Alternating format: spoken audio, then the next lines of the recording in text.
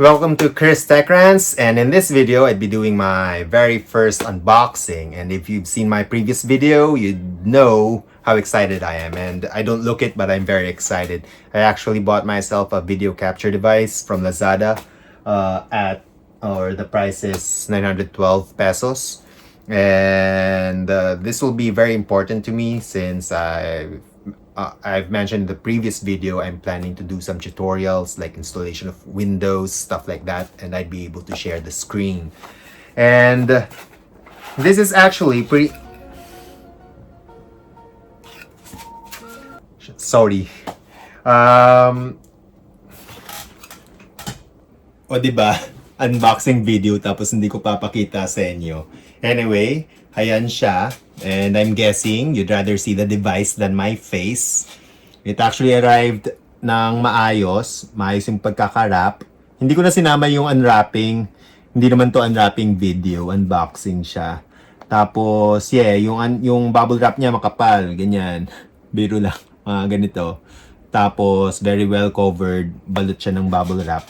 Sa kapal ng bubble wrap niya, syempre may damage pa rin yung box. But, hindi naman fault ni courier or ni seller.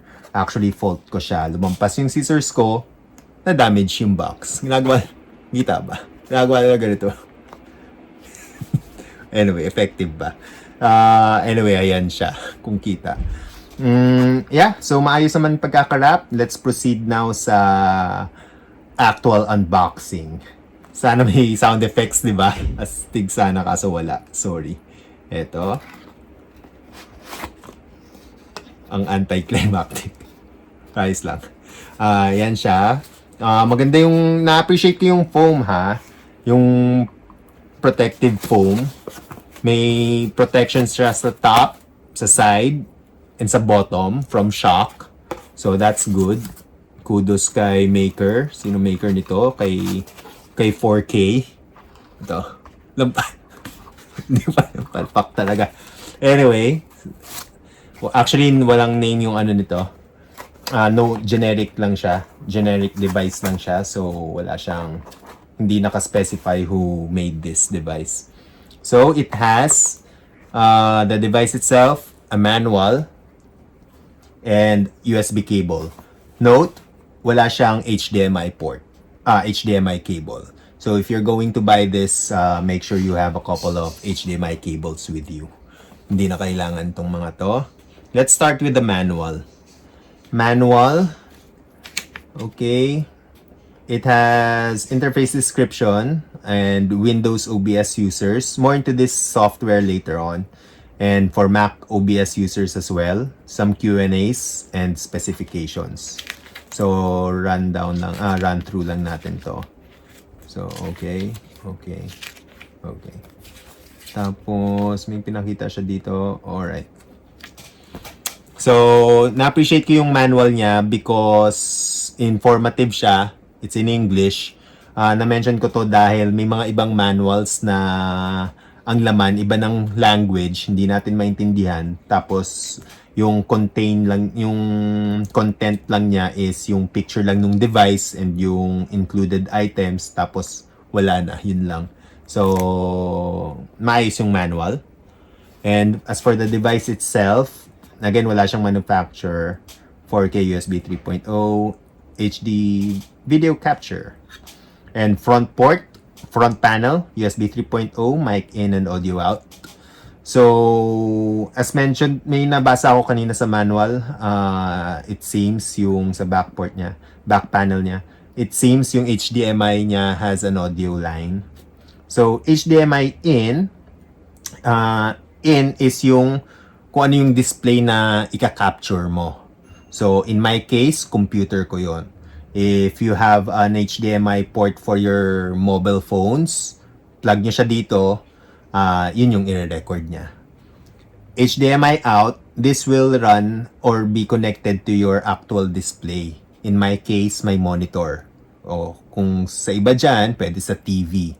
Basta, just bear in mind na kung ano yung naka-display sa TV, kung ano yung sinaksak ninyo dito, and what's being displayed sa TV, that's what's being recorded. And Yun lang, blank naman na yung other panels. And meron siyang warranty sticker. Alright. And USB cable. USB cable, USB 3.0.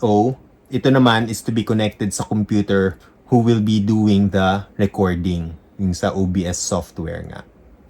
So, ayan yung mga items. Maayos naman sila. So, that's good. Let's proceed naman sa installation. So, as mentioned dun sa manual, na OBS yung ginagamit is compatible. It's compatible with OBS. I just ran a Google search. I'm not actually familiar with OBS. The first one that came out, yun na pala yun. As it turns out, Open Broadcaster Software ang meaning ng OBS. Tapos, I went to that site, went to the download link, and downloaded the installer for Windows. I downloaded it, tapos nandito na siya. This is the first time I be running the setup as well. So, yan siya, yes.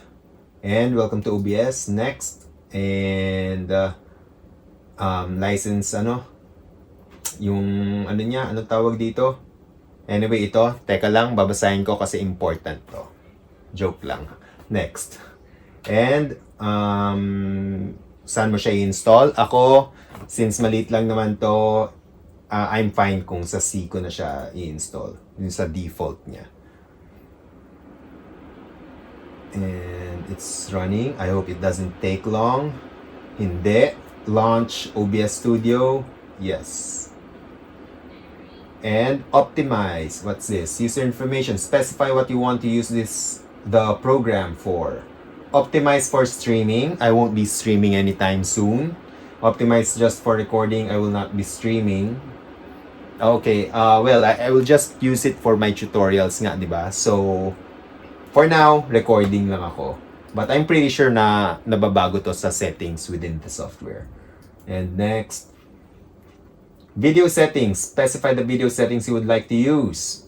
Base or canvas resolution. Use current 1920. Can it be changed? Yes. Okay, so it recognizes my display settings, and which is 2560 by 1440. And it also has one for 1280 by 720.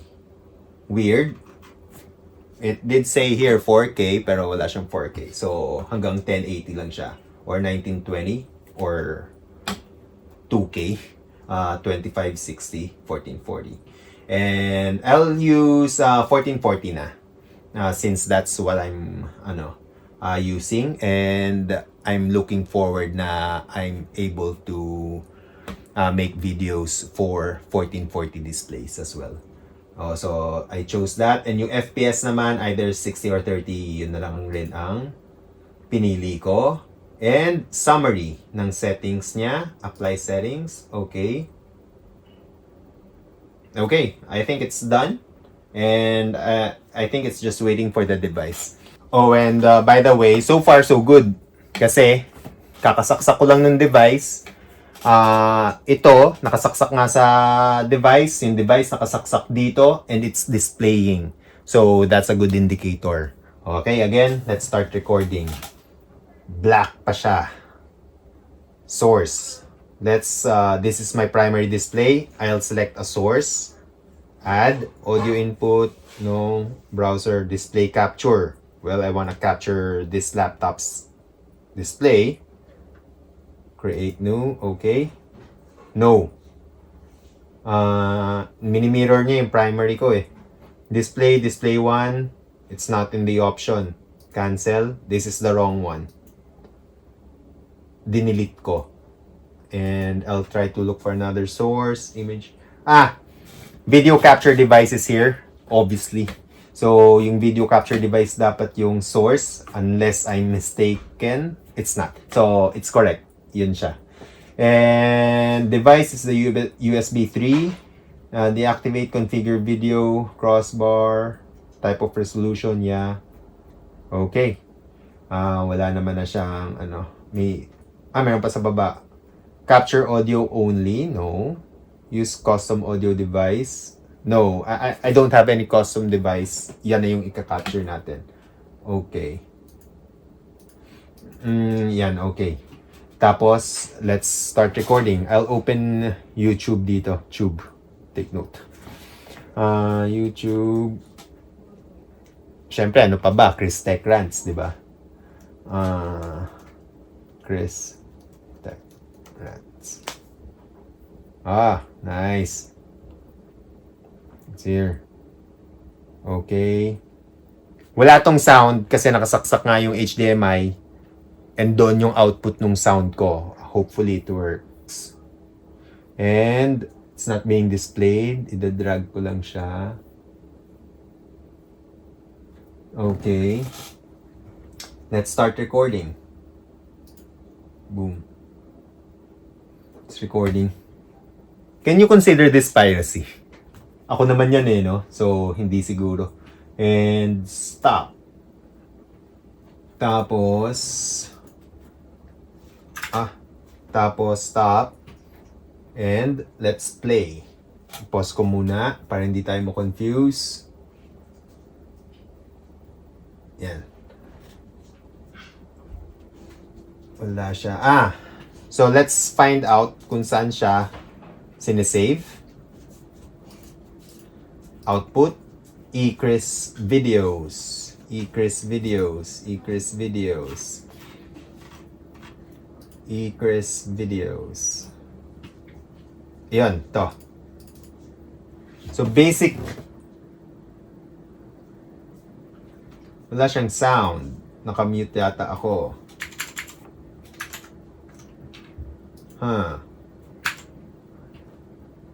Wala yata to. Meron naman. So, let's check yung settings. Audio. Simple rate channels, desktop audio, desktop 2 audio, desktop audio, mic auxiliary audio. There's a This will make sense kung ito yon. Let's try this one. Mic auxiliary audio. This makes sense, no? Akala ko default na kasi wala siya dun sa previous option when we chose the recording device Pero, this option makes sense kasi it only has one auxiliary and mic input So, anyway, yan na yan. We'll find out. And, take 2.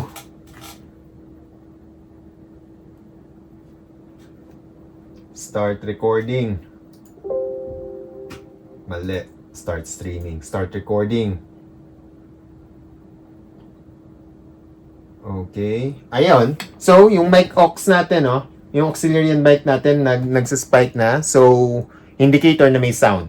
I really think that's the right option na. I stopped it. Let's play it.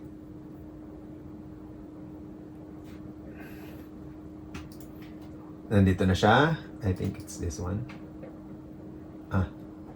I think it's this one. Done. Yun. As for game consoles, the first one I ever Video owned seems was, okay. Sega Genesis and then PlayStation. Ako lang ba nakaka-edita yung boses ko? So, audio is okay. I was actually kind of... So, yeah. That pretty much ends it. Naka-black siya Parang yung sa video editor ko. Yung editor na editing software ko. Ma-edit mo yan dito. Ayun, tama. So, kung in-expand mo yan, full screen na siya. So, yun. That ends my unboxing and product review. Wow. Oo nga, Supposedly ba nakahiwalay to? Let me know sa comments. Mag-comments na lang kayo sa baba. Napahaba tuloy. Dapat pala unboxing lang, Anyway, yes, that ends my video. I hope you enjoyed it and I hope helpful sa iba sa inyong balak mag-streaming, kung may mag-stream sa inyo or simply what I'm doing, planning, tutorial, mga ganyan. And yeah, please hit the like button and subscribe kung gusto ninyo. If not, okay lang din naman. And see you in the next videos.